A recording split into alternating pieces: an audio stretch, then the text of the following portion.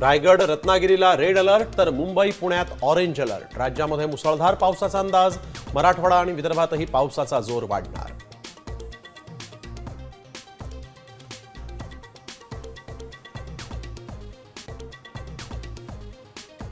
पुण्याला सलग दुसऱ्या दिवशी पावसानं झोडपलं। दिवे घाटात ढगफुटी तर पिंपरीत 4 ते 5 वाहनं गेली वाहून।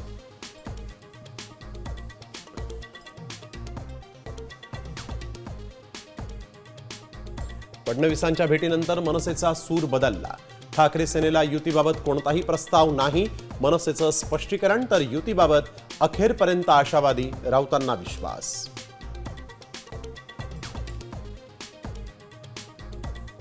नागपूरच्या तरुणीसोबत मनालीमध्ये झिप लाइनर तुटून अपघात।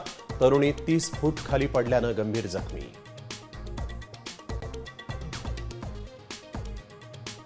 विद्यार्थ्यांची पटसंख्या घसरल्यानं 35 शिक्षक निलंबित। शाळांचा दर्जा ढासळल्यामुळे बुलढाण्यात 60 शिक्षकांना कारणे दाखवा नोटीस। राज्यात कोरोनाच्या 102 नव्या रुग्णांची नोंद तर सक्रिय रुग्णांची संख्या 413 वर। नागरिकांना काळजी घेण्याचं आवाहन। वारीवरही कोरोनाचं संकट। पंढरपुरात विठ्ठलाच्या दर्शनासाठी आता टोकन मिळणार। भाविकांची दर्शनासाठी तासनतास करावी लागणारी प्रतीक्षा संपणार।